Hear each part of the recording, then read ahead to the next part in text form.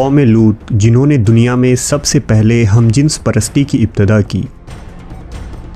कौम लूत की तरफ शैतान ने किस औरत को भेजा था? उस औरत ने ऐसा क्या किया जिससे कौम लूत की औरतें भी एक नए गुनाह में मुब्तला हो गईं? लाकीस कौन थी और उसने कौम लूत की औरतों को क्या सिखाया था?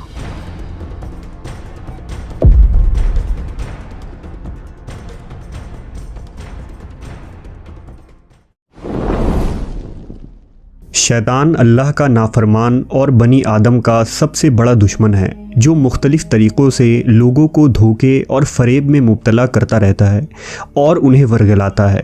कुरान व हदीस के मुताले से पता चलता है कि शैतान सिर्फ़ एक मखलूक नहीं है, बल्कि इब्लीस की एक पूरी नस्ल है और उसके बेशुमार औलाद हैं। कुरान मजीद में शैतानी ज़ुर्रियत का ज़िक्र मिलता है, जो शैतान के चेले और उसके कामों में उसके मददगार और मावीन हैं। बयान किया जाता है कि शैतान की कई औलादें हैं, जिनमें वल्हान नमाज और इबादत में वसवसे डालता है, मस्तूत लोगों में अफवाह फैलाता है, वासिम घर वालों में लड़ाइयाँ लगवाता है, मुर्रा गाने बजाने के गुनाह को आम करता है, और इसी तरह इब्लीस के कई बेटे और पोते हैं जो मुख्तलिफ़ कामों पर मुकर्रर हैं। शैतान की उन औलादों और ज़ुर्रियत में एक नाम लाकीस का है। लाकीस दरअसल शैतान की बेटी है, जिसे इब्लीस ने एक ख़ास ड्यूटी पर मुकर्रर करते हुए कौम लूत की तरफ भेजा था। कौम लूत दरअसल तारीख़ की एक ताकतवर और मालदार कौम थी, जो उर्दून के इलाके में आबाद थे। यहाँ सरसब्ज़ व शादाब वादियाँ थीं, जिनमें सुदूम और अमूरा के नाम से दो इलाके आबाद थे। इब्लीस ने अहले सुदूम को इस तरह गुमराह किया कि शैतान एक दिन इंसान की सूरत में सुदूम के लोगों के पास आया और उसने उन लोगों को आपस में ही मर्दों में शहवत करना सिखाया। उन लोगों को ये बुरा अमल बहुत पसंद आया, लिहाजा ये लोग आहिस्ता आहिस्ता इस अमल के आदी बन गए और वो रोज़ाना बदफेली करने लगे। यहाँ तक कि अगर कोई मुसाफिर सुदूम के इलाके से गुज़रता तो ये लोग उन मुसाफिर मर्दों को भी पकड़ लेते और उन्हें अपना शिकार बना लेते। वक्त गुजरने के साथ ये लोग इस गुमराही के गड्ढे में गिरते चले गए और ये लोग औरतों के बजाय मर्दों और लड़कों से जिना करने लगे और औरतों की तरफ उन्हें कोई रग़बत न रहा और खुले आम इस अमल को शहर के चौक चौराहों पर किया जाता था। उनकी हर महफिल में मर्दों का रक़्स और उनके साथ अय्याशी और जिना करना उनका दस्तूर बन चुका था। अल्लाह ने उनकी तरफ अपने बंदे और नबी हज़रत लूत अलैहिस्सलाम को भेजा, जिन्होंने अहले सुदूम को इस गंदे अमल से तौबा करने को कहा और फरमाया, क्या तुम लोग वो बेहयाई करते हो जो तुमसे पहले इस ज़मीन पर किसी ने नहीं किया है? तुम मर्दों के पास जाकर अपनी ख्वाहिश पूरी करते हो और अपनी औरतों को छोड़ देते हो। तुम लोग हद से गुज़र चुके हो।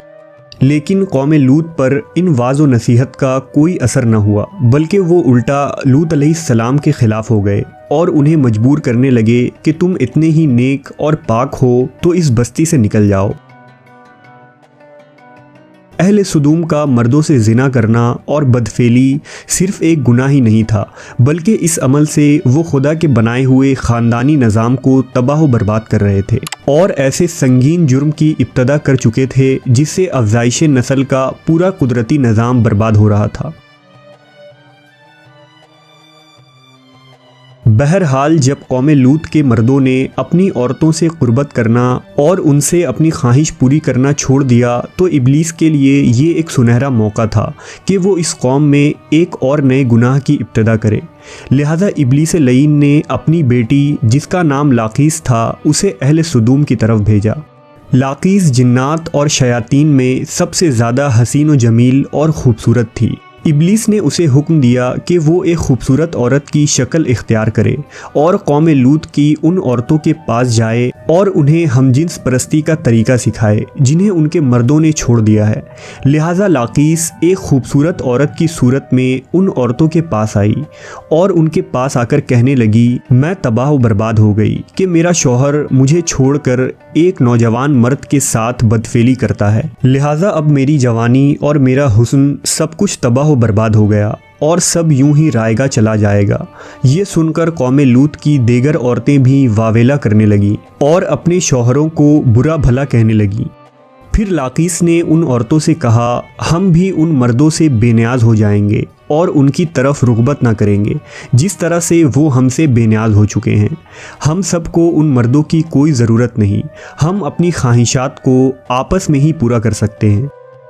इस पर उन औरतों ने लाकीस से पूछा कि वो कैसे। लिहाजा लाकीस कौमे लूत की एक रईस और ख़ूबसूरत औरत के पास आई और उसके साथ बदफेली की और उन औरतों को औरतों से हमजिन्स परस्ती का शैतानी तरीका सिखाया।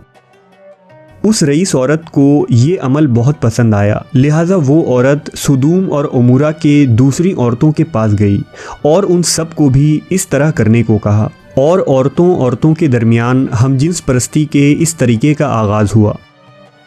जब उन मर्दों ने देखा कि औरतें औरतों के साथ ही अपनी शहवत को पूरी कर रही हैं, तो उन मर्दों ने अपनी औरतों को इस बदफेली से मना नहीं किया।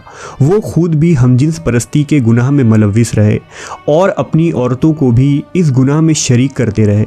आखिरकार जब कौमे लूत की सरकशी और गुनाह हद से तजावीज़ कर गई तो अल्लाह ने उन पर पत्थरों और आग के अंगारों का अजाब भेजा, जिससे उनके जिस्मों के परखच्चे उड़ गए। सदूम और अमूरा की 5 बस्तियां बिल्कुल तबाह व बर्बाद हो गईं। सुदूम और उमूरा और उन इलाक़ों में होने वाले इस हमजिन्स परस्ती के गुनाह का जिक्र न सिर्फ इस्लाम बल्कि तौरेत और इंजील में भी मिलता है, जिसमें उन इलाक़ों यानी सोडोम एंड गोमोरा को सिन सिटी कहा गया है। इसके अलावा अक्कादी सहीफ़ों और कदीम यूनान की तारीख़ी रिकॉर्ड्स में भी सुदूम के गुनहगार शहर का जिक्र मिलता है, जिसके मुताबिक सुदूम और उमूरा तारीख़ इंसानियत के वो पहले इलाक़े थे जहाँ से हमजिन्स परस्ती यानी होमोसेक्सुअलिटी का आगाज़ हुआ था। और इब्लीस की बेटी लाकीस ने बाद में इस घिनौने गुनाह में मज़ीद इजाफा करते हुए वहाँ की औरतों को भी हमजिन्स परस्त बना दिया, जिसे जदीद दौर में लेस्बियन कम्युनिटी का नाम दिया जाता है।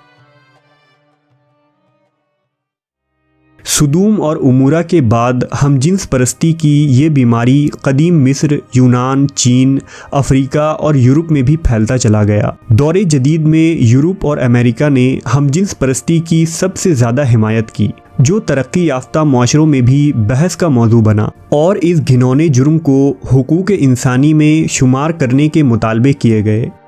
दरअसल अल्लाह ने हर जानदार के नर व मादा जोड़े पैदा फरमाए हैं। ये नर व मादा जोड़े नस्ल की बका के लिए हैं। इनका आपस में जिनसी मिलाप कुदरत के कानून के ऐन मुताबिक है।